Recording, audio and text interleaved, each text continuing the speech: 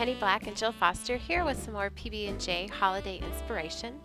And for today's card, I will be creating another simple scene with some masking and stamping with our adorable new stamps. And here's a look at the card that we will be creating today. I had so much fun stamping and watercoloring this cute polar bear. And before we begin, I just wanted to pop up here the supplies that I'll be using throughout this video, and I will put this back up on screen at the very end of the video, so if you'd like to take a closer look at that time, you can just hit pause and check them all out. So to begin, I'm going to be stamping the polar bear from this adorable new set called Christmas Bunch. I've already done a card with the little snowman up in the corner, and I'll put a link down in the YouTube description box to that video. And we'll be using now the polar bear down in the bottom left-hand side. So I'm stamping in my Misty Stamp Positioning Tool, and I am stamping onto Canson 140-pound watercolor cold press paper. And I'm stamping this guy using the mini archival ink in the color of shadow gray. So this is just a very light color that will give sort of the look of no line coloring and a softer watercolor look than say a black stamping would do for this. Now I did already go ahead and stamp and cut out a mask for this bear, and now I'm going to stamp the background, and I'm using this really handy set called Seasons Marvel, and I'm going to be using the mountains from this set. I am going to lay them out here and position them over the bear and sort of in that upper portion of the card. And for these mountains, I'm going to stamp them using ink that can be blended with water after I've stamped it. So I am going to use the Distress ink in the color of Weathered Wood. And I wanted to be able to blend sort of these large expanses of the mountains to give them a really nice flowing watercolor look in the end. So I'm going to ink that up and stamp it down.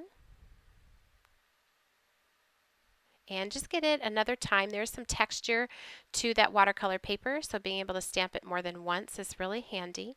And while those inks are still pretty wet right there that I've stamped, I'm just going to grab my paintbrush and blend those out using just my paintbrush and some water.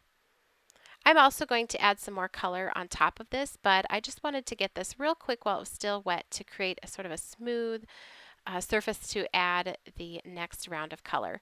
So the rest of my painting is going to be done with my Sakura Koi Field Sketchbox watercolors. You can see they're very well loved. And I'm going to go over these mountainous areas, and I'm just picking up the brown from that palette and painting it right on top. So some of that stamping with the Weathered Wood is also going to sort of reblend and mix in with that brown. It was dried before I started painting the brown on, so not too much of it is going to reconstitute and blend, but just enough so that it gets a nice sort of flowing look. I wanted this scene to look like it was either a sunrise or a sunset, so I'm going pretty dark on the mountains, so even the snow-covered areas are going to have pretty strong shadows, and I wanted this area of the mountains to be pretty dark, so I'm just going over this with that watercolor. You could have also stamped these in like a dark brown walnut stained distress ink and blended it with water, but I like the look of the layering of the two different watercolors. Now I'm going to paint on those shadows onto the mountains. So I'm just starting with the blue and working my way up. I do want to be sure to leave some areas of white, so we're indicating that these are sort of snow-covered mountains. And to mix in with that blue, I'm picking up some green. So I'm not mixing any of those watercolors on a separate palette. I'm sort of letting them mix right on the paper. So by dropping in colors into areas that are wet, the two colors that are applied will mix together. And I like to do this especially with greens and blues to get some great variation and some turquoise looks to the backgrounds. I do this often with skies and shadows as well. And I'm just going to work my way on these mountains and keep doing that same thing, putting down a layer of that blue, leaving some white on the mountains, and then while it's still wet, dropping in a little bit of the green. I am going right up to those other areas that I painted, but being careful not to overlap too much, because once those get wet, they can begin to sort of blend or bleed out into the wet area. So after you've painted all of the brown onto the mountains, you'll want to be sure to let those dry, or you can speed up the process with a heat gun before you begin painting these shadow areas. This stamp with these mountains is so great. If you like to do any type of winter scenery, this has the mountains in it. It's got a berry branch. It's got a great tree in there and some birds. So there's lots of different ways you can use these mountains on your cards. Here I'm combining them with a cute critter type of stamp, but you could certainly, if you wanted to go for something more elegant or more traditional, you could put a tree where the bear is instead.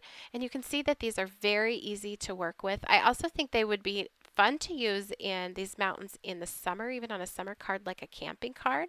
Real light in the background. They would be useful for that too. And I'm just playing here, going back, putting a little more blue in. Well, things are still a little bit damp and I can go in and easily blend them together. So once the mountains were done, I dried those and I'm going to begin adding just a touch of shading to the bear. I'm using the brown from that Sakura Koi Field Sketchbox palette. There's only one brown, so I'm just picking that up. I'm putting it down, my brush with the most paint on it, down where I want the color to be the darkest.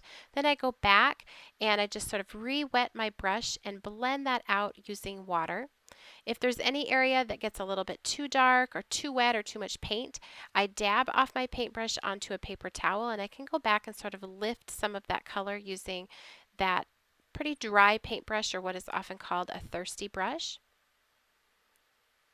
And I am going to go back on this bear and add in some additional details using colored pencils. So this first layer of watercolor is really just about getting some shading down, coloring large expanses of the bear, and being able to easily, by using watercolors, blend from sort of these light shaded areas to the white of the bear. By adding some shadows onto the white bear, it just makes it look a little bit more realistic, more full, and also definitely more finished.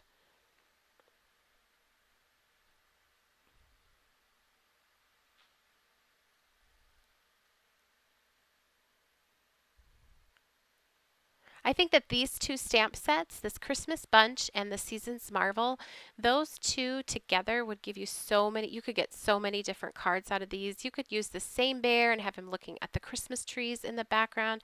You could put the berry branches behind him.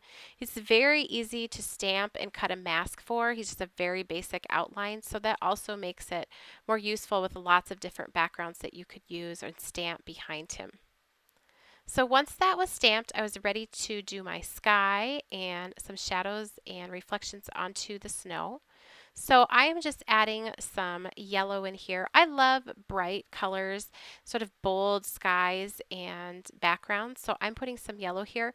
If you wanted this to be a little bit more subtle, you could also do like a very dark blue sky and put some stars up in the sky.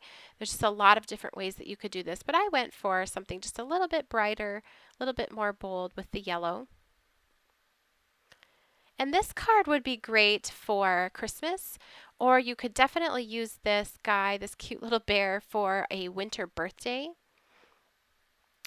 Even just a thinking of you, or he would be fun with just a little, if you wanted to send someone just to cheer up in the winter with a little gift card for some coffee, and a card and a winter scene painted like this would be fun as well, or it could be used for a Christmas card too. So I'm going to pull that yellow down here, reflecting on the snow just a little bit, painting it in, and then going back and blending it out with some water.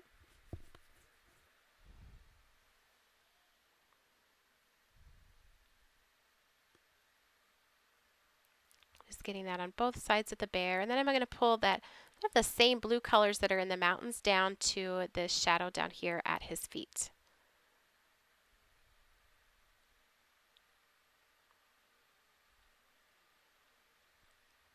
When it's still wet, I can just drop in a little bit darker color until I'm happy with what I've got.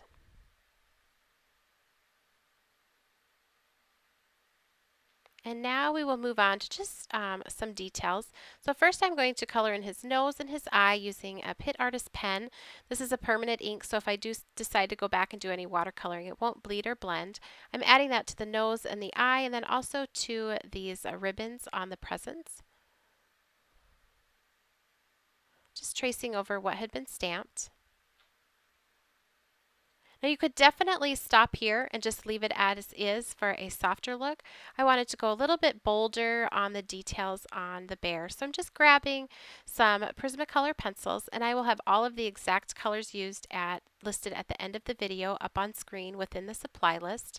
And I'm just coloring right on top of the stamped image, and it really indicates to you where the little fur should go. So if you just follow what's there with small little strokes with the pencil, you can easily add that in. Because he's right up here in the foreground, I do like just adding that extra detail to him, making sure that he is the focal point and doesn't get lost with those big, bold mountains in the background. And because he is white and a lot of the area around him, like the snow down below, is white also, I felt that adding these details on there just finished things off a little bit more too. Just something to keep in mind if you are working on something that you've stamped and it just doesn't quite look finished, especially if you've got like a white critter on white snow. Just might need a few more details in order so that it doesn't all start looking the same.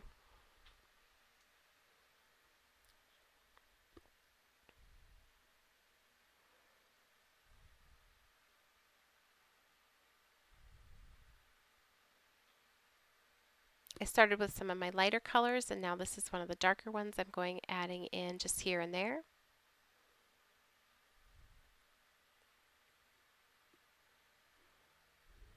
And moving to an even darker color here.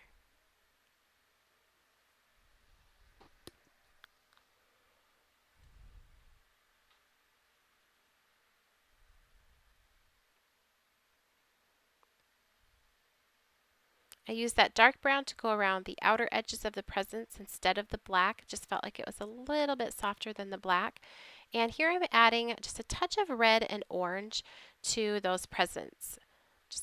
Just to be able to add one more color in here besides the blue and the yellow and the white. Now I'm going to stamp my sentiments. I'm using the large word joy from the Joyful Sentiments transparent set. And from this little cute set, I'm just using the little wishing you portion of that sentiment.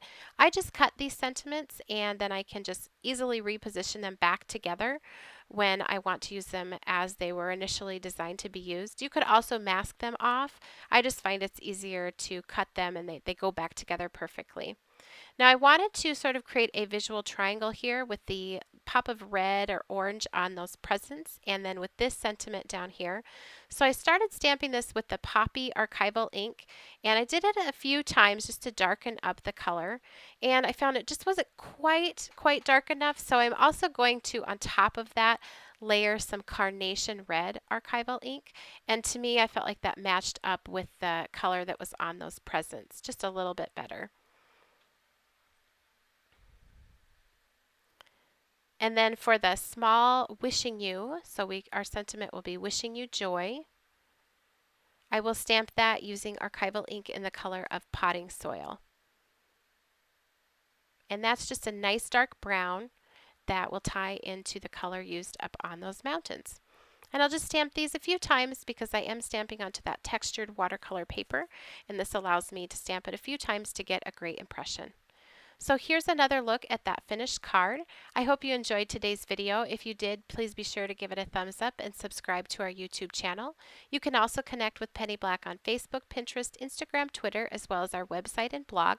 And I'll link to all of those for you down in the YouTube description box below. Thanks for watching.